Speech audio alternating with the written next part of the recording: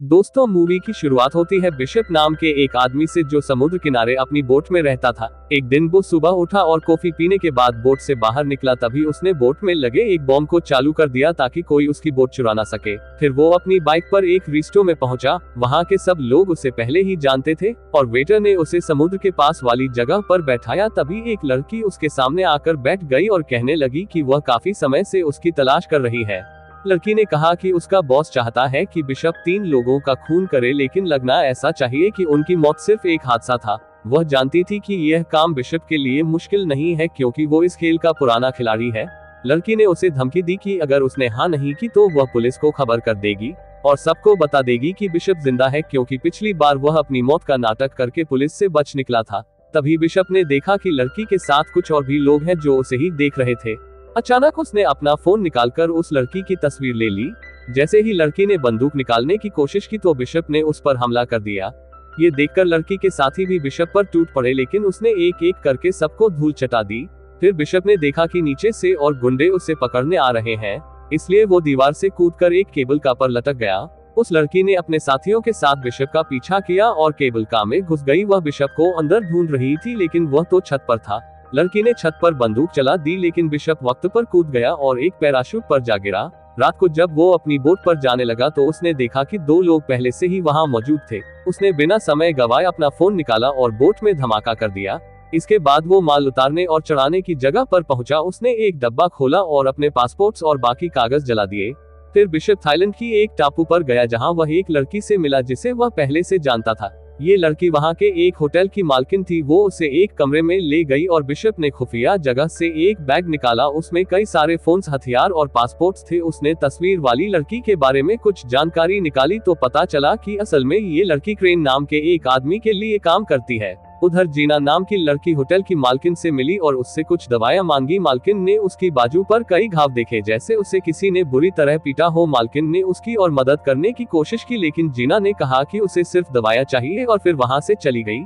रात को मालकिन ने समुद्र में एक बोट देखी। इसमें कोई आदमी एक लड़की को पीट रहा था। उसने तुरंत बिशप के पास जाकर उस लड़की की मदद करने को कहा। तभी बिशप उस बोट पर पहुंचा और कहने लगा, अरे ओ, अगर तू सच्चा मर्द है तो इस लड़की को छोड़ दे। वह लड़की जीना ही थी, लेकिन उस आदमी ने बिशप की एक ना सुनी और अपनी बंदूक निकाल ली।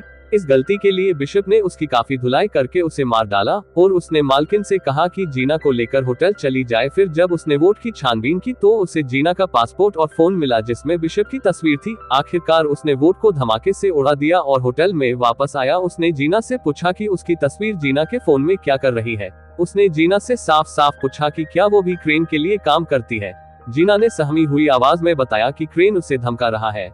अब तक जो हुआ वो क्रेन के प्लान का हिस्सा था ताकि जीना बिशप से मिल सके।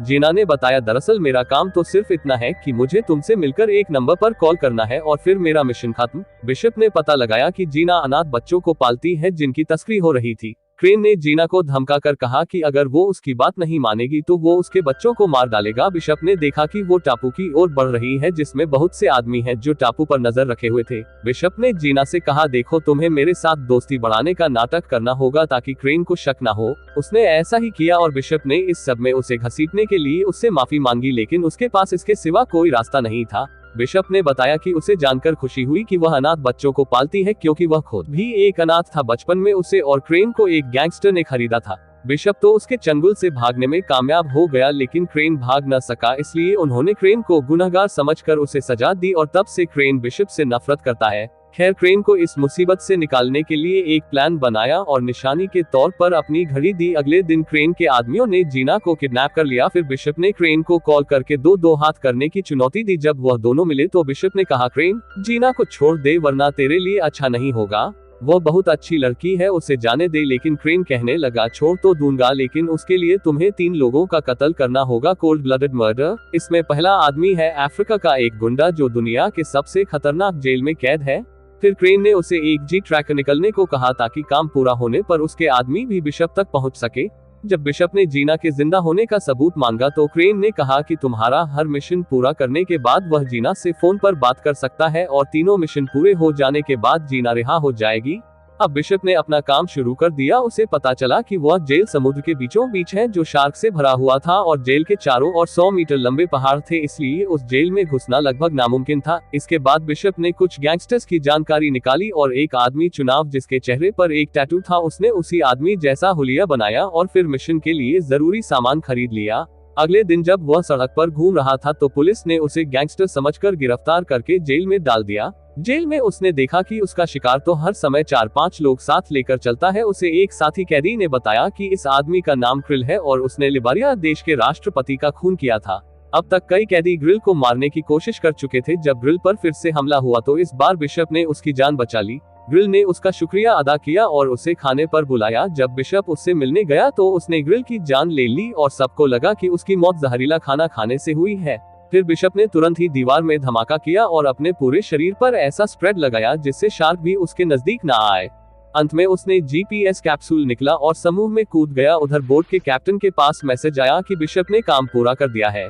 उसकी लोकेशन ढूंढकर क्रेन के आदमियों ने उसे बचा लिया। फिर बिशप जीना से फोन पर बात की तो जीना ने बताया कि बिशप के पास अगले आदमी को मारने के लिए सिर्फ 36 घंटे हैं, नहीं तो वो लोग जीना को मार देंगे। अब क्रेन ने उसे दूसरे आदमी की जानकारी भेजी। इस आदमी का नाम एडीन है जो कि एक अरबपति था। यह इंसान तस्करी का धंधा करता है, लेकिन उस तक पहुंचना बहुत मुश्किल था क्योंकि वो ऑस्ट्रेलिया में एक बिल्डिंग के 801 में माने पर रहता है जहां के सारे दीवार दरवाजा खिड़की बुलेट प्रूफ थे। ऊपर से हर जगह सेंसर्स और फिंगरप्रिंट डिवाइस भी लगे थे। और बिशप इस आदमी के नीचे की घर खड़ी में पहुंचा। वहां उसने घर की चाबियां और नक्शे की हूबहू नकल उतार ली। फिर उसने कांच फोड़ने वाले बॉम्ब्स बनाए और साफ सफाई वाले आदमी का भेष बदलकर उस घर में घुस गया। घर की खिड़की से लटककर वह एड्रियन के घर के स्विमिंग पूल तक पहुंचा और वहां बॉम्ब्स फिट कर दिए। जैसे ही एड्रियन उसमें नहाने आया बिशप ने धमाका कर दिया और एड्रियन सीधा नीचे गिरकर मारा गया। अब फिर से जीना का कॉल आया, लेकिन इस बार उसने चालाकी से उस बोट का नंबर दिखा दिया जिसमें वो कैद थी। फिर बिशप अपने हेलीकॉप्टर से उस बोट तक जीना को बचाने पहुंचा और कई गुंडों को मार गिराया, लेकिन अफसोस कुछ देर बाद वो पकड़ा गया।